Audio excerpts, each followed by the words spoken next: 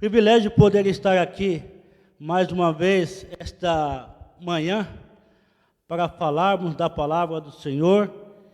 E nós estamos estudando o livro de Efésios e chegamos, graças a Deus, ao capítulo 3, né? E até aqui vocês já viram bastante coisa, já andaram por bastante assuntos e chegamos agora a esse tema, igreja. Por quê? Só pelo tema que foi citado para nós, ou que está sendo proposto para nós, se nós fôssemos responder, qual que seria a resposta? Igreja, por quê? Ou por que a igreja?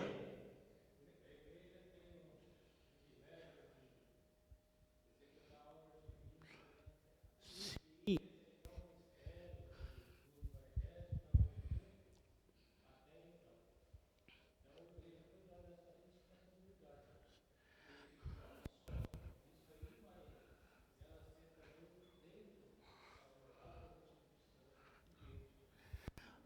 A igreja que você está falando então é a Rua São João da Boa Vista, 217, né?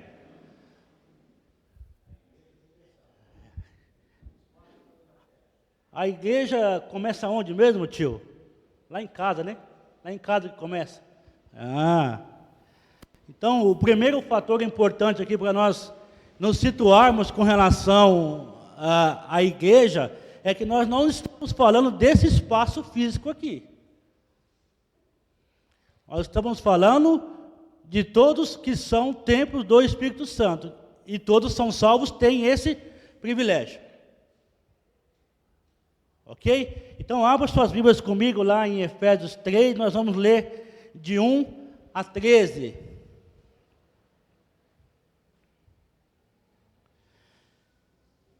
Efésios 3, de 1 a 13, eu vou ler um versículo e aí os demais vão me ajudando na leitura, tá bom?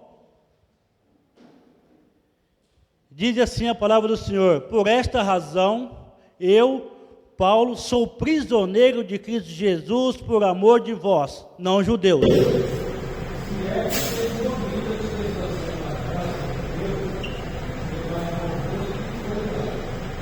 Como foi esse mistério manifestado pela revelação, como antes, como pouco vos escrevi. Embora que quando leio, poder entender a minha compreensão do ministério de Cristo. Digo,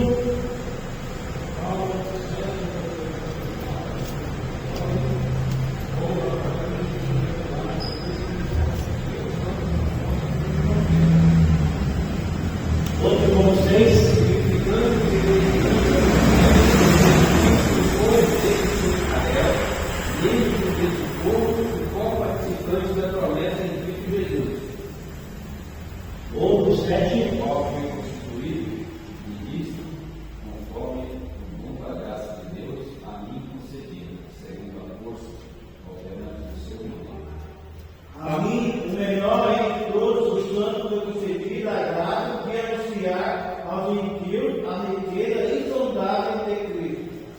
a manifestar qual seja a dispensação do mistério desde os séculos oculto em Deus, que criou todas as coisas. Para que agora pela igreja a multiforme sabedoria de Deus seja conhecida dos principados e potestades dos céus. Segundo a eterna proposta de Cristo, pelo qual temos ousadia e acesso com confiança mediante a fé nele. Portanto, rogo-vos que não vos desanimeis por causa das minhas tribulações em vosso benefício, pois nisso está a vossa glória. Possa abençoar a tua palavra em nossos corações. Então, Paulo está trazendo aqui, se você olhar o capítulo 2, o que aconteceu no capítulo 2? Paulo escreveu que antes aquilo que era restrito somente aos judeus, com o véu que se rasgou de alto a baixo, aconteceu o quê? Alguns momentos na Bíblia que soma um mais um, e ao invés de dar dois, dá um só. Então nós tínhamos judeus de um lado e gentios do outro. Com o véu que se rasgou de alto a baixo, virou uma coisa só, um único corpo, um único espírito. Tá? Então, você acompanhou sexta-feira, está gravado lá no YouTube, se quiser ver também. Sexta-feira foi falado um pouco sobre isto. E aí, só para dar uma pincelada, no versículo 11 de Efésios 2, diz assim: portanto, lembrai-vos que anteriormente eram gentios por natureza, chamados em circuncisão para se chamar circuncisão, feita no povo por mãos humanas. Estáveis naquela época sem Cristo, separados da comunidade de Israel, estranhas alianças da promessa, sem a esperança e sem Deus no mundo. Todavia, agora, em Cristo Jesus, vós que estáveis distantes, fostes aproximados mediante Cristo Jesus. Então havia uma divisão que agora não existe mais. Dá um play aí no slide. Bom, como introdução, os seres celestiais tinham consciência do poder de Deus que participou da criação, visto que em Cristo todas as coisas foram criadas. Porém, agora pela igreja, esses seres celestiais passaram a conhecer a multiforme sabedoria de Deus. É interessante observar que os seres celestiais têm contato constante com o poder de Deus, que a tudo criou por meio de Cristo, mas nem mesmo eles conheciam a multiforme sabedoria de Deus. Isso está relatado lá em Efésios 1, de 9 a 10. Eles sabiam quem eram, mas não conheciam na essência, não tinham tido o prazer de participar efetivamente. E agora está tudo revelado. Dá um play de novo. Aí quando chega no versículo 1, ele fala: por esta causa. Por esta causa, que causa?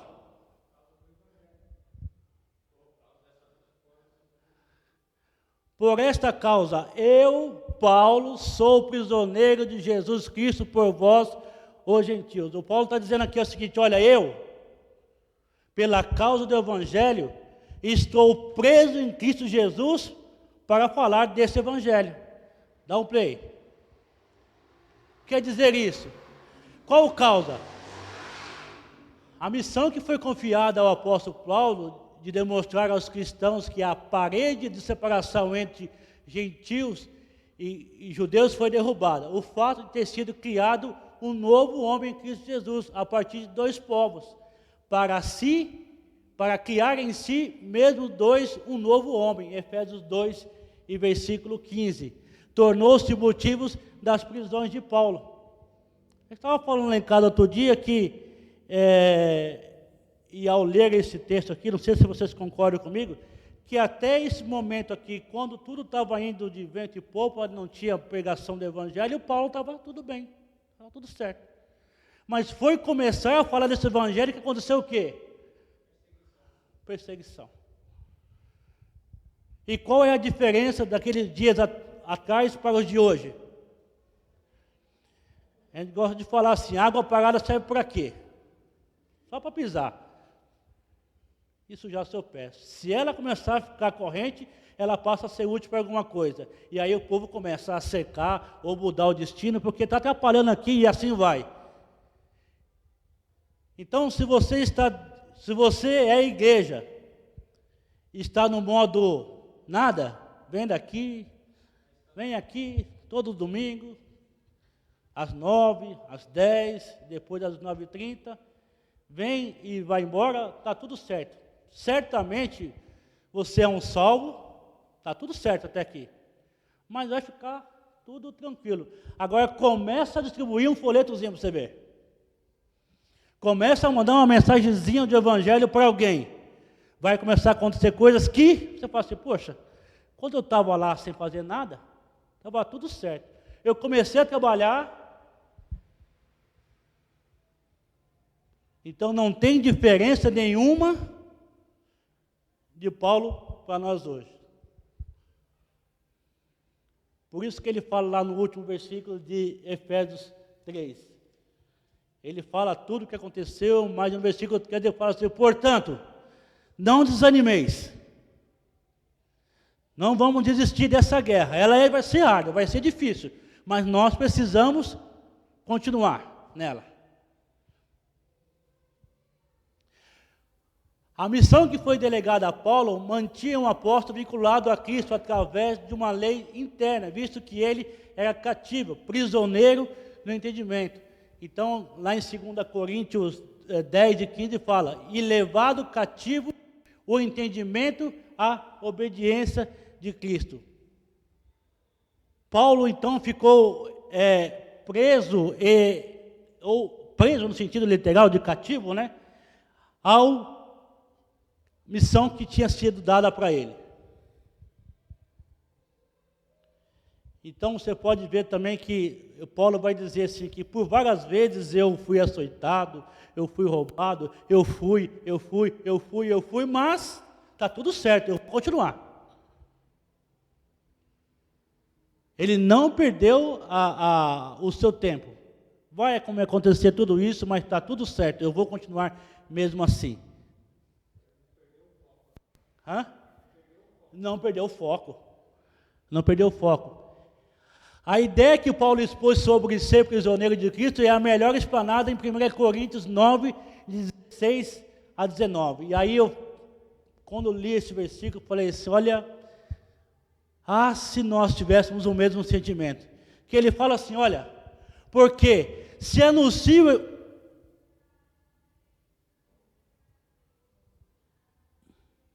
Para frente. Isso. Porque se anuncio o Evangelho, não tenho de que me gloriar. Aí tem um ponto X aqui. Eu sou o pregador da galáxia, assim, porque eu, PhD, teólogo, sei das quantas. A primeira frase de Paulo que ele fala com relação a nós que falamos do Evangelho, ele fala assim, olha, do Evangelho que eu anuncio, eu não tenho que me gloriar em nada. E aí ele fala assim, pois me é imposta essa obrigação. Então não é talvez, e se, ou quando eu quiser. E aí ele continua, e ai de mim,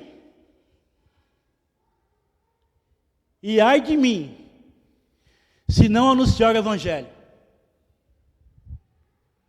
Ponto de exclamação. Ele está gritando aqui. Ai de mim se eu não fizer esse trabalho. E por isso, se faço de boa mente, terei prêmio. Mas se de má vontade, apenas uma dispensação me é confiada. Olha só, quem nós falamos agora há pouco? Se você vem aqui, todo domingo, 9, 10 e 19 horas, não tem nenhuma importância, está tudo certo também. Mas, se eu faço de boa vontade, terei um prêmio. E aí eu gosto de dizer para vocês o seguinte, todo competidor, ele busca um objetivo. E qual é? O prêmio. E não serve o número, a posição 2 e a posição 3. A posição do pódio, mais importante, qual é? É a 1. Você pode ver aí, no último ano, quem foi, por exemplo, o campeão da Fórmula 1. Ninguém lembra do segundo, nem sei quem é o segundo. Mas o primeiro está enfatizado. Seleção brasileira nossa. É a única que tem o número 5 de estrelas no peito. É sempre que é lembrada. O número 2, nada. Agora nós estamos correndo atrás de qual prêmio? Nós temos uma responsabilidade com relação ao que nós fazemos aqui, porque as nossas obras também serão julgadas e classificadas em cinco estados, ou 5 situações. Ouro, prata, bronze, madeira e palha. A palha, só você espirrar uma faísquinha, pega fogo. Madeira também. O bronze já fica um pouco mais difícil. A prata nem se fala. O ouro já é o mais difícil de todos. Agora, nós temos ou não que ter o desejo de ser, pelo menos, classificado como ouro? Diz aí, Rubens. Mas tudo que você falou, e outro, né? Paulo está falando aí, se faço de boa mente, farei, terei prêmio. Se faço de má vontade, apenas uma dispensação que me confiada. Aí fica aquela coisa assim de que, tem que pregar em mim, tem que, poxa, foi passa a pregação, me livrei disso. Você fez de boa vontade? Não. Tem que se livrar, puxa, passou, também já passou isso. Você fez de boa vontade? Você assumiu o ministério da igreja e você faz pelas coxas. Você está fazendo de boa vontade? Está fazendo de boa vontade. Paulo está falando aqui, eu tenho que fazer por prazer, sentir prazer. O Senhor Deus, Ele quer que a gente faça as coisas por prazer. E você, o prazer de você ler a palavra de Deus, você está lá meditando e você chorar, você está meditando, é você sentir o desejo, ver a hora de você poder ir distribuir folheto, a hora de você poder servir a Deus no ministério. Prazer. O Senhor Jesus foi lá na cruz, Ele não falou assim, me livrei disso. Não. As palavras que Ele falou assim, Pai, consumado está. Mas o mais importante desse aí, que eu acho que talvez nós temos perdido pelo caminho, com relação à sensibilidade, é o quê? É a primeira parte lá, E ai de mim, se eu não anunciar esse evangelho. Ai de mim. O ai aqui tem o sentido se eu não fizer isso aqui. Ai de mim. Então, que evangelizando proponha de graça o evangelho de Cristo para não abusar do meu poder do evangelho, porque sendo livre para com todos, fiz-me servo de todos para ganhar ainda mais. Olha, há uma contradição aqui nesse versículo, né? Eu fiz de servo para ganhar mais. Ele vai dizer em alguns versículos para frente aqui que ele é um dos menores. Ele me colocou na condição de servo para pregar o evangelho, para demonstrar a graça, demonstrar aquilo que o Senhor fez na cruz do Calvário para nós. Pregar o evangelho. Ai de mim, se eu não fizer isso daí.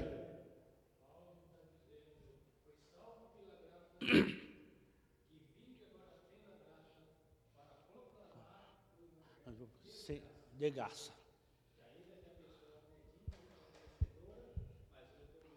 Para falar. Exatamente. Um exemplo, ele mesmo é o próprio exemplo, né?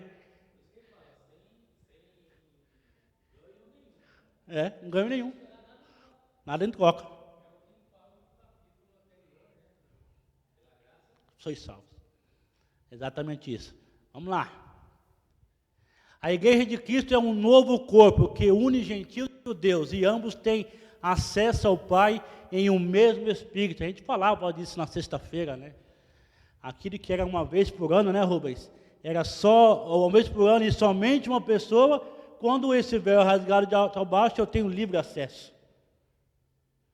Já não tem mais nada que me impede, a não ser a própria má vontade. Vamos lá? Bom, se é que tendes ouvido a dispensação da graça de Deus, que para convosco me foi dada. Pode seguir? A conscientização ou o entendimento acerca da complexidade que havia por trás do ministério do apóstolo Paulo só é possível àqueles que já ouviram acerca da graça de Deus.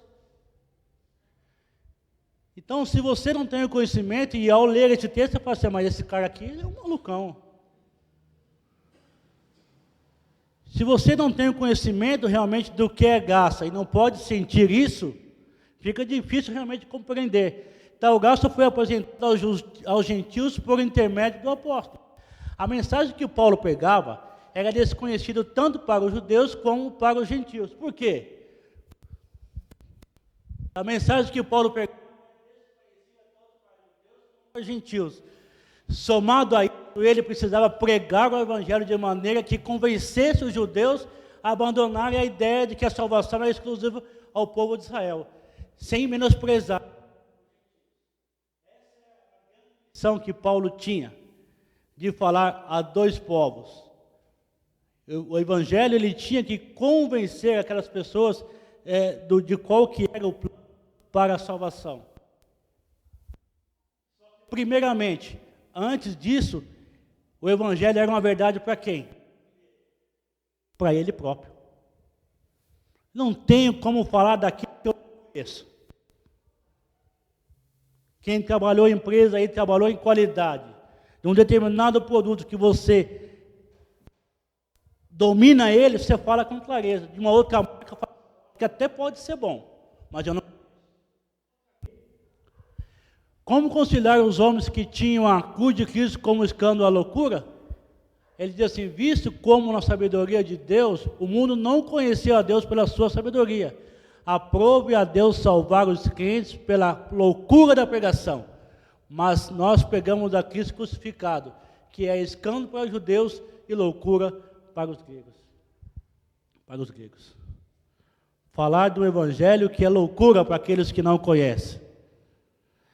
E aí, somente em Deus, nós podemos falar desse evangelho genuíno. Nós pregamos aqui de manhã hoje. O Cristo crucificado. O Cristo que ressuscitou. O Cristo que salva. E é desse evangelho que é loucura. Como é que pode, né? Enviar o único Filho para nos salvar. E dar a salvação de graça. Isso é loucura. Como que eu posso ganhar a vida eterna de graça? Qualquer outra coisa aí custaria milhões. Aí eu te dou a vida eterna de graça. Olha só.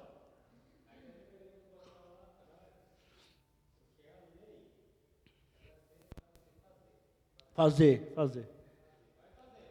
Faz. Errou, faz lá.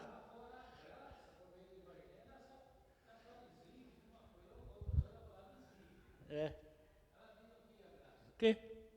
É somente.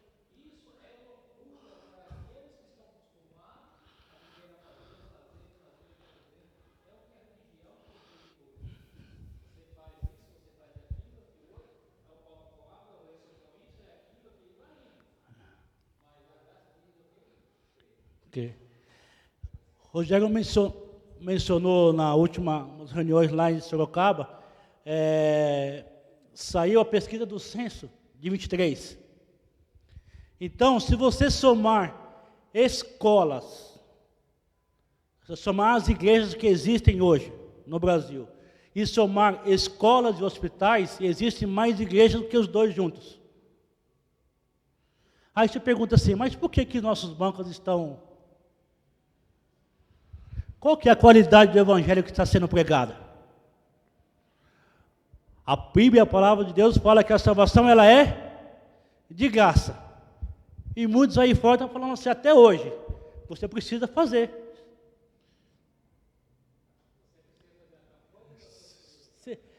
Vem aqui para não sei o quê, e vem aqui, não sei o quê, traga não sei o quê, o copo, o óleo, sei lá o quê, coloca em cima na...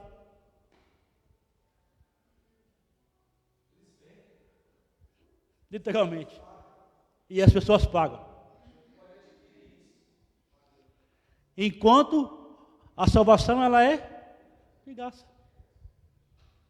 Esse evangelho é loucura para aqueles que não conhecem. Vamos seguir?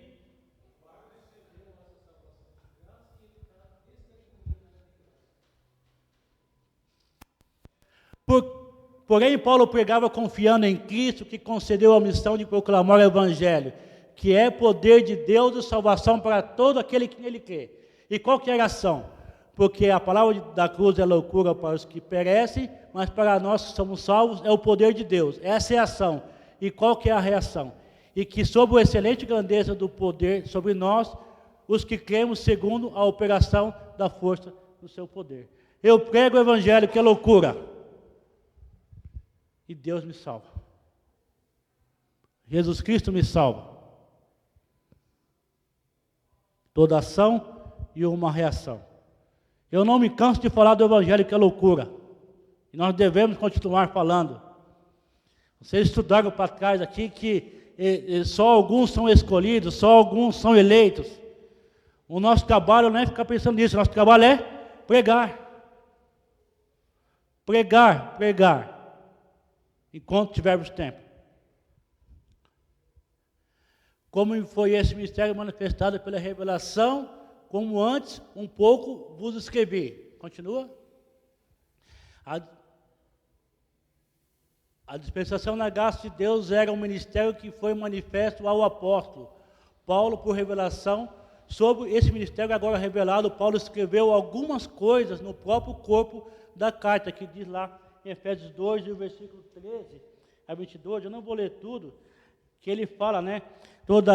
Todavia, agora em Cristo Jesus, vós que estáveis distantes, fostes aproximados mediante o sangue de Jesus Cristo, porquanto ela é a nossa paz, dava os povos, fez um só, derrubando o muro de separação em seu próprio corpo, desfez toda inimizade.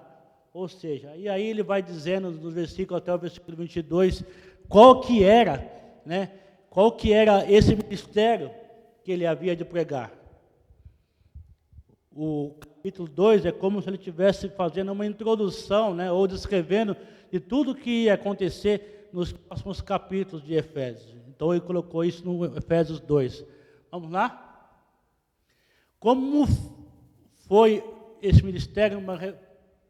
Escrevi 2 vezes 4. Eu não mudei o versículo 4. Vamos lá.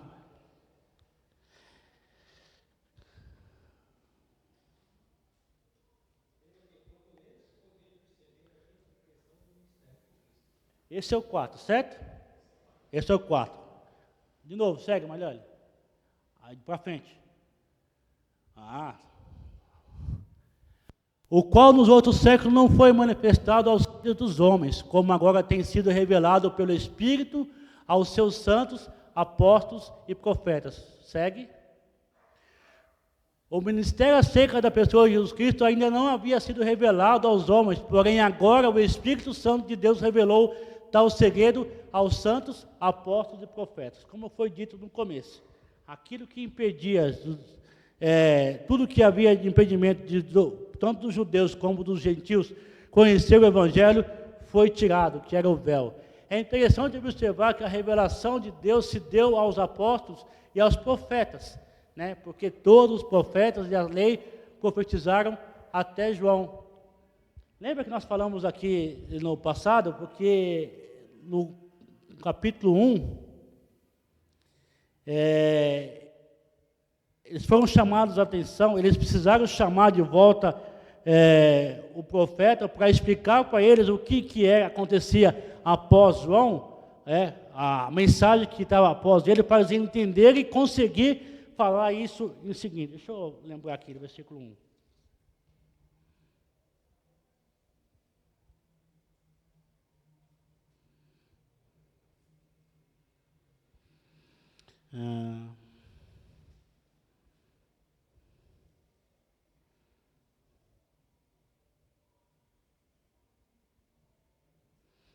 Eu não vou lembrar agora, mas aqui, quando Cristo falou acerca dos profetas, ele disse que os profetas e a lei profetizaram até João, ou seja, tanto os profetas quanto a lei apontavam para a vinda de Cristo em carne. E o profeta João Batista foi o único a profetizar acerca da vinda do Messias em carne. Então, faltava alguma coisa para que eles conhecessem o Evangelho na sua plenitude, e daí para frente, então, eles conseguiriam, então, pregar o Evangelho genuíno, o Evangelho completo. Eles conheciam até uma só parte. E Paulo, depois disso, teve essa incumbência de falar a todos que conheciam até a lei até João. Então Paulo teve essa incumbência também de pegar esses ensinamentos e passar aos gentios, aos profetas, para que todos pudessem conhecer. Então, o que eu trago de lição para nós aqui hoje? Como é que eu vou fazer ser conhecido o Evangelho de Cristo se eu não falar dele? Paulo encabeçou essa missão de falar do Evangelho, mesmo que ele sofresse represálias, ele não mediu em esforços. Ele foi preso, ele passou por vários problemas por falar do Evangelho. E ele não se preocupou com nada disso, porque ele estava falando do amor de Deus. Ele estava falando do Evangelho que salva, o Evangelho que é de graça. Aquilo que era incompleto, ele começou a ensinar aos demais, para que daí para frente o Evangelho pudesse ser disseminado a todos os locais. Pode seguir. O versículo que eu estou falando é do profeta Ágabo, que ele conhecia até uma parte do Evangelho de João, aí depois, aí para frente, estou lembrando agora. E aí, acho que é Atos mesmo, tio. Enfim, depois, se eu achar, eu ponho um grupo para vocês. O Evangelho, os profetas ao qual Jesus fazia referência, profetizavam acerca de algo que lhes era plenamente compreensível. Da mesma maneira, a lei, que era uma profecia acerca de Cristo, mas não era plenamente compreendida pelo povo. A abordagem de Paulo é diferente da abordagem feita por Jesus. Paulo fala do ministério que foi revelado aos apóstolos e aos profetas. O ministério revelado é aquele que os gentios também são herdeiros da promessa por meio do corpo de Cristo. Até esse momento, antes do véu ser rasgado, os judeus se achavam a última. Olha, só eu sei, só eu conheço esse evangelho. Vocês, para mim, são... Nem sei quem são vocês. Nem sei quem vocês são. Agora, eu quero trazer de novo para os dias de hoje. O evangelho de Cristo, ele tem esse mesmo poder até hoje. Porque ele fala que ide e pregai o evangelho a algumas pessoas, a todos. E todos é todos. Não tem diferença, não há, porque você olha, eu acho que eu sou mais crente que todo mundo. Então eu acho que eu entendo melhor esse evangelho, então eu acho sim. Para aquele pessoal lá eu não vou falar não. No caso aqui, não teve diferença, como foi dito no começo. 1 mais 1 aqui, no caso de judeus e gentios, se tornou um só corpo, um só espírito. E ele foi incumbido de trazer essa mensagem. A revelação do mistério que estava se deu aos apóstolos, como é o caso de Paulo, e aos profetas, como é o caso de algumas pessoas nomeadas como profetas. Aqui, tio, achei, Atos 21, versículo 10. E demorando ali por muitos dias, chegou à Judeia um profeta por nome de Ágabo. Sabia que estava escrito no slide, não estou maluco? Então, esse profeta aqui, ele foi chamado de volta para que ele pudesse ser explicado para ele qual que era o evangelho dali para frente, e aí ele conseguisse falar do evangelho em sua completo e em sua plenitude. Então, em Atos 21 e 10, exemplifica exatamente até onde aqueles profetas conheciam, e dali para frente, o que aconteceu depois que eles foram orientados, devidamente orientados, sobre o Evangelho. Então, Paulo também pegou daí para frente para explicar àquele povo qual que era realmente o Evangelho da salvação para todos. E aí ele não mediu esforços e falou a todos que precisavam. Lembrar, Atos 21 e 10 conta essa história sobre esse profeta, tá bom? Vamos lá? A lei dos profetas falava da vinda do Messias em carne, mas não deixava claro que através de Cristo, os gentios e os judeus formariam um só corpo. Porém, agora o ministério foi revelado e os apóstolos e os profetas passaram a compreender a grandeza do Evangelho. Os profetas que profetizaram acerca da vinda do Messias duraram até João. Os profetas que Paulo fazia referente profetizaram muitas coisas aos apóstolos, à igreja, e esses não estão inclusos no alerta de Mateus 3 e 11. Então, aquilo que era incompleto. Olha, vocês, eu gosto muito das passagens também da história de Paulo. Consegue imaginar se não fosse essa força de vontade, essa disponibilidade de falar o Evangelho, o que seria de nós hoje? Vocês concordam comigo que ficaria um buraco no meio do caminho, tio?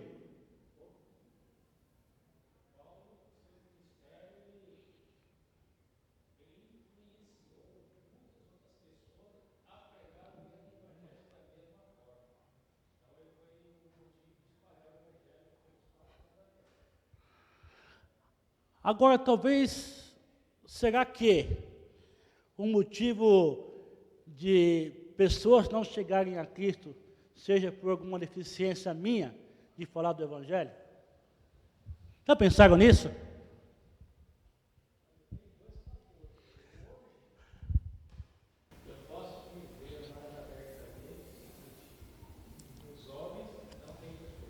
Sim.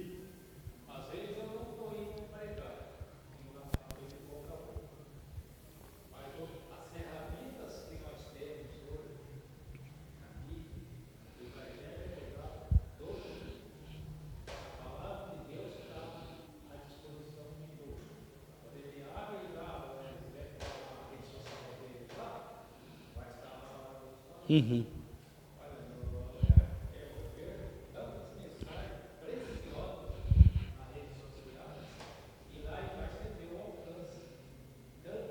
Visualizações.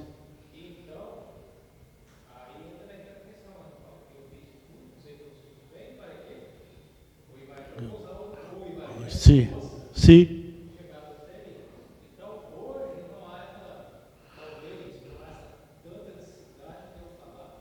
Uhum. Ah, sim. Não pode perder nunca isso, né?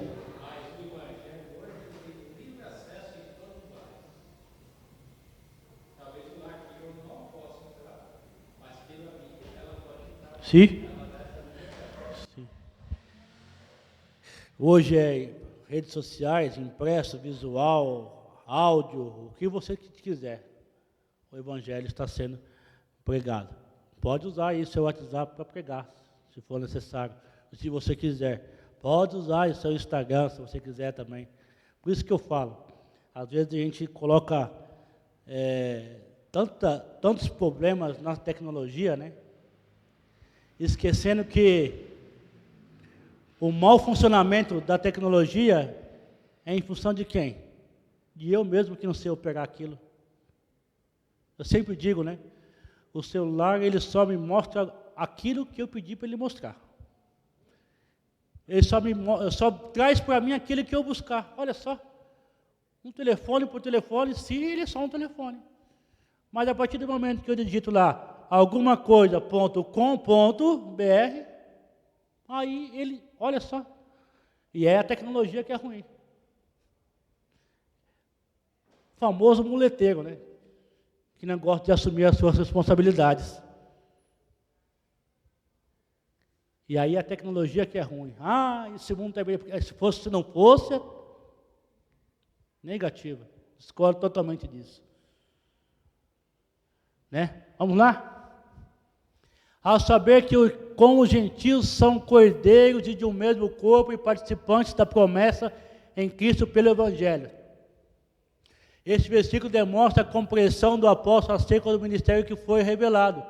O ministério que esteve oculto, o que agora foi revelado aos apóstolos e profetas, é que os gentios são co-herdeiros e membros do mesmo corpo.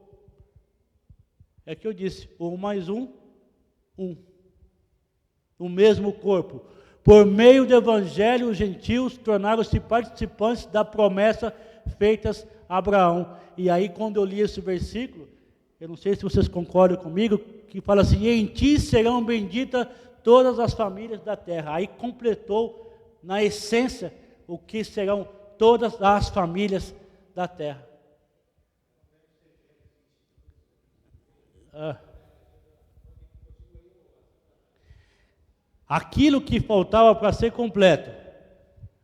Essa promessa que foi dita, e em ti serão benditas todas as famílias da terra. Quando os dois povos se uniram, e não há nenhum impedimento entre nenhum e nem outros, todos são co-herdeiros e participantes do mesmo corpo, ficou completo.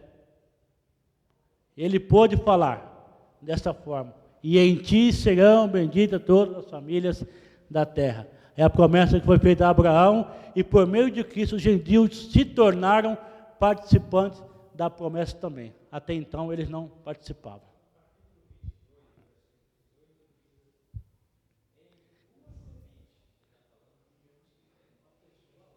É.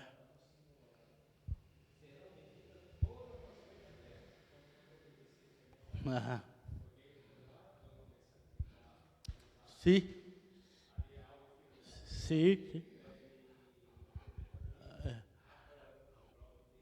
Isso.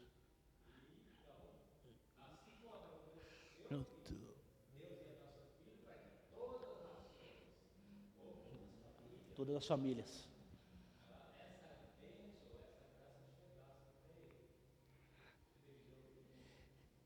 E isso é graças à morte de Cristo ali na cruz do Calvário.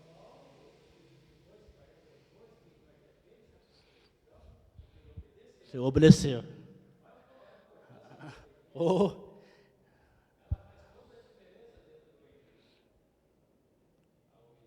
é o fator principal, diria tio. Porque como você vai fazer uma coisa sendo que você não obedece? Vamos supor, lá na sua empresa. Tem um código de ética lá, o código, né? Os códigos da vida. Por quanto tempo você permaneceria lá trabalhando se você falasse assim, isso aí para mim é uma besteira, uma bobeira? Talvez nem os 3 meses da experiência. Então, se eu obedeço, e aí eu digo para você, custa bem menos, e muito menos obedecer do que fazer o contrário. Abraçar a causa.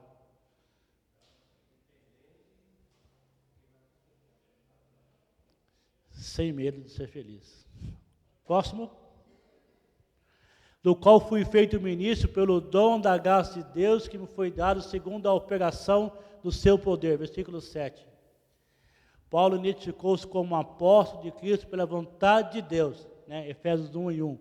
E aqui ele completava do que foi feito o ministro, complementa o que foi feito como ministro do Evangelho, segundo o dom da graça de Deus que a ele foi dado, segundo a operação do seu poder. Verifica que no contexto continua sendo o poder de Deus.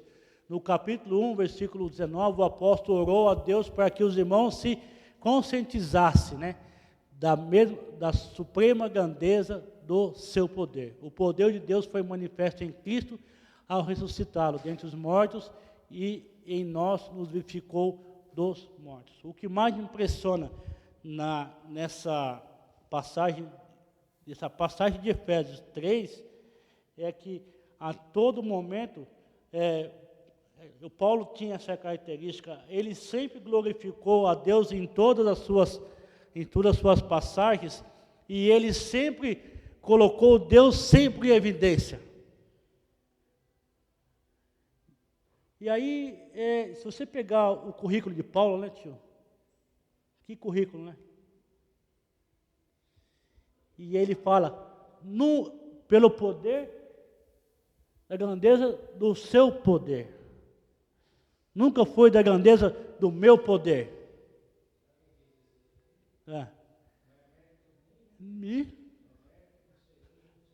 Exatamente.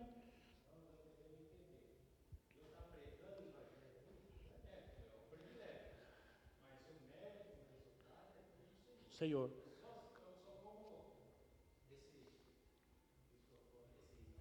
Sim. Disseminar o som. Uhum. Somos uma ferramenta, tio.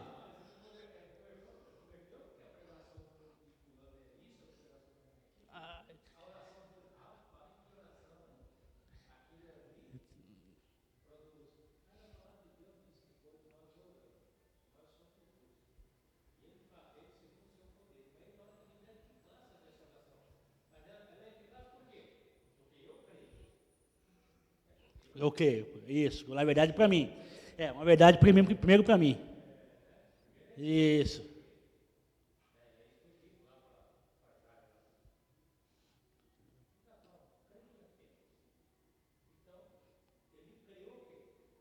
Palavra de Deus.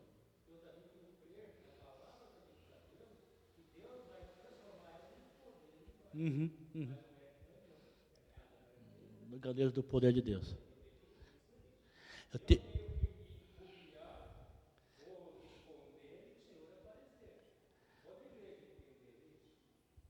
Vai ser diferente, né?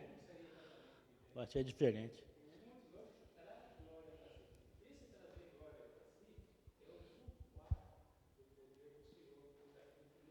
Uhum.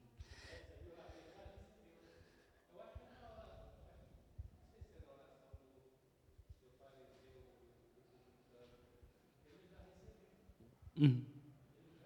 Exatamente. Auto-justificou. Justifica o contrário. Fazer o contrário. Exatamente. Eu tenho uma experiência daqui do Jardim Miriam.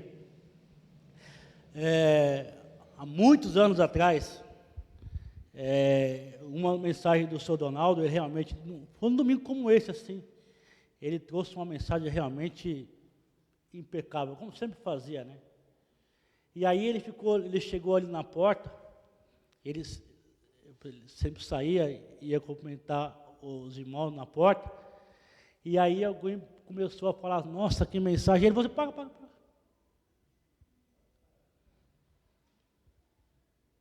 A glória não é minha, a glória é de Deus.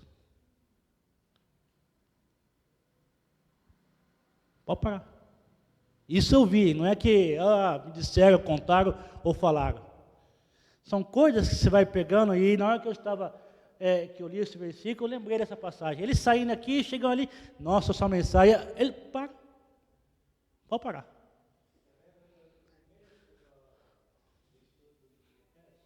Oi? Sim? Privilégio. Privilégio.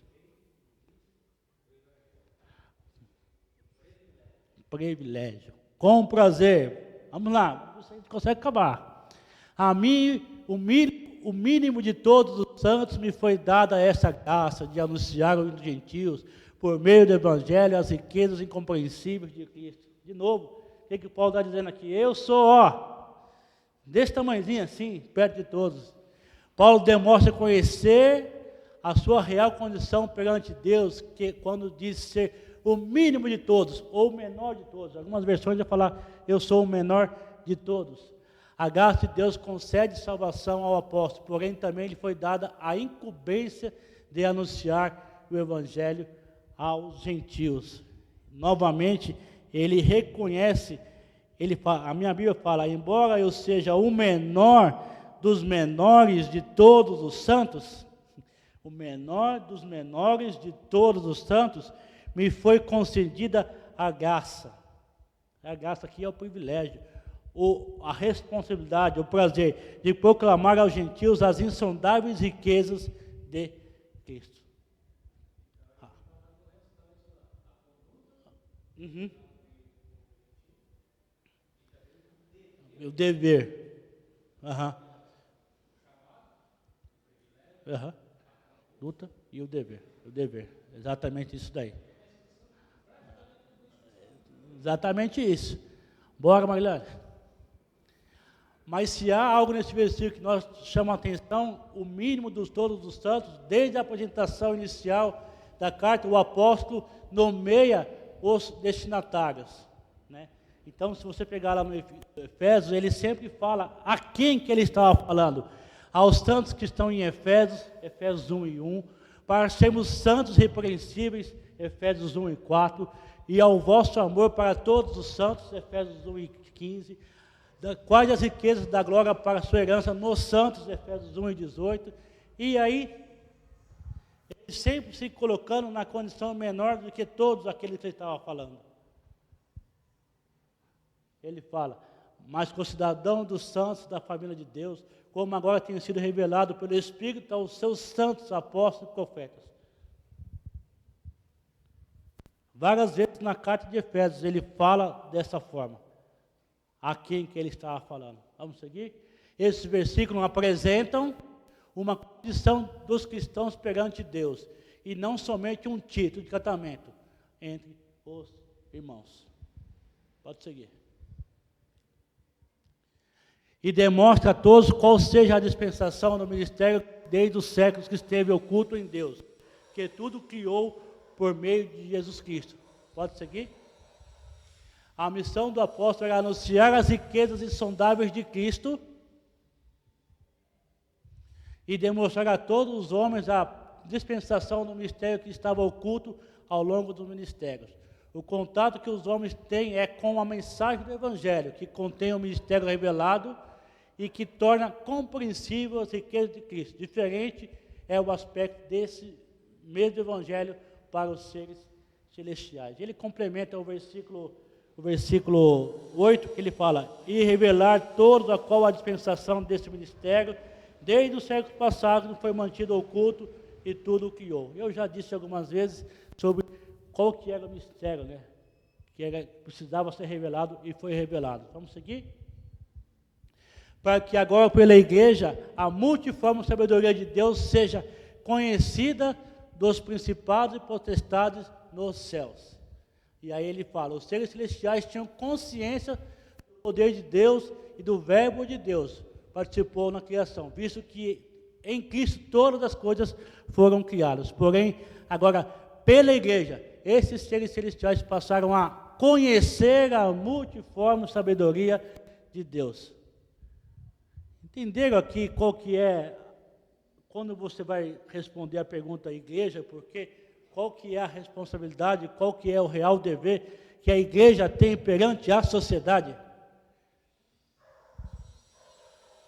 Esse versículo 3, do 1 ao 13, ele fala exatamente sobre essa responsabilidade que nós temos que ter. É interessante observar que os seres celestiais não têm contato constante com o poder de Deus, que a tudo criou por meio de Cristo, mas nem mesmo eles conheciam a multiforme sabedoria. Efésios 1, de 9 a 10, fala sobre essa questão dos seres celestiais. Vamos seguir? Segundo o eterno propósito que Deus fez em Cristo Jesus, nosso Senhor. O eterno propósito de Deus de fazer convergir em Cristo todas as coisas, tornou conhecido aos principados e potestades dos céus a multiforme sabedoria de Deus. A nós, os homens, foi revelado o ministério e a possibilidade de compreendermos as riquezas de Cristo. O Evangelho tem esse poder, o Evangelho tem esta missão. Vamos lá? No qual temos ousadia, acesso com confiança pela fé nele. Em Cristo, os cristãos têm ousadia e acesso a Deus pela confiança adquirida. Sobre a confiança, a carta de Paulo é esclarecedora.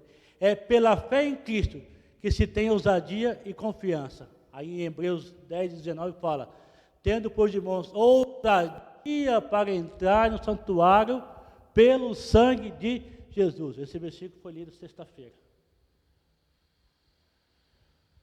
É pelo sangue de Jesus que nós temos acesso, temos essa ousadia de entrar no santuário. Vamos lá? E aí o versículo 13. Peço que não desfaleçam nas minhas tribulações por vós, que são a vossa glória. Paulo era prisioneiro de Cristo, mas não queria que os irmãos desfalecessem por causa dele. Antes, os cristãos deveriam reputar as tribulações de Paulo como sendo uma glória deles. Os cristãos não deveriam desfalecer ante as tribulações do apóstolo. Antes deveriam tê-las como uma confirmação de que o perseguidor era quem anunciava o Evangelho. Era esse que era perseguido, era esse que estava preso, esse que era prisioneiro, que estava anunciando o Evangelho. Igreja, por quê? Por que igreja? Mais um. Por isso aqui, ó. Porque se anuncio o Evangelho, não tenho que de me gloriar. Não é para glória minha. Pois me é imposta essa obrigação. Nós temos a obrigação de falar desse amor. Nós temos a obrigação de falar desse Evangelho. E ai de mim, se eu não o fizer.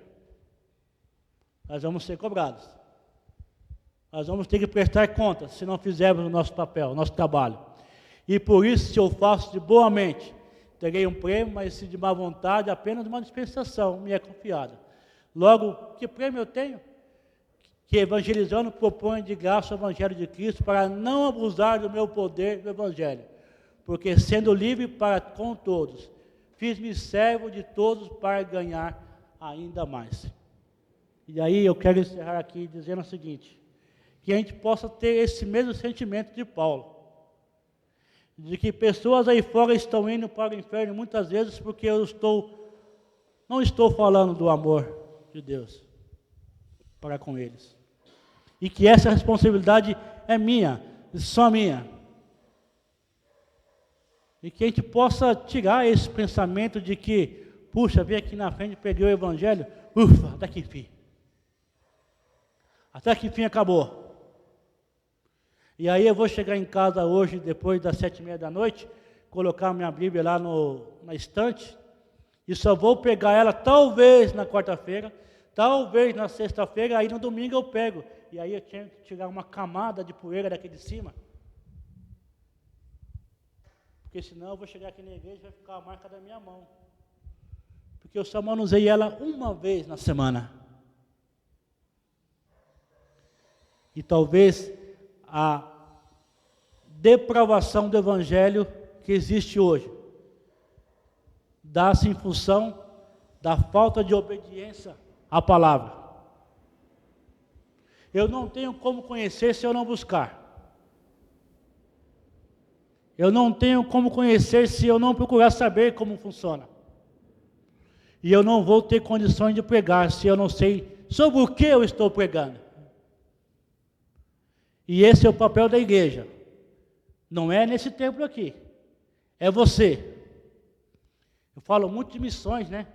Missões lá na África, missões não sei o quê. Eu não pego nem com meu irmão, que é um descrente, meu primo, e você não faz missões para ele, você não vai fazer missões para lugar ninguém mais. Missões começam dentro de casa. E aí eu quero sair pregando aí, para falar para todo mundo. Mas em casa, como é que é? Está tudo ok? Você é um bom filho, você é um bom pai, você é um bom... Ou só no domingo que você põe uma capa e vem aqui, e aí, ô santão. Peguei a Bíblia, estou com ela debaixo do braço, agora estou habilitado. Não é assim. Não é esse o Evangelho. Não é esse o Evangelho que salva. A gente possa pensar, a gente possa ter como exemplo Paulo. Aprendi muito de novo, Rubens, sobre esse capítulo 3. Em poder estudar Efésios, e aí é inevitável, né? A gente estudou o capítulo 3, mas claramente teve que ler o 1 de novo, teve que ler o 2 de novo, e teve que ler, e assim vamos continuar lendo. Até chegar na próxima responsabilidade. Que o Senhor possa abençoar a Tua palavra em nossos corações. Amém.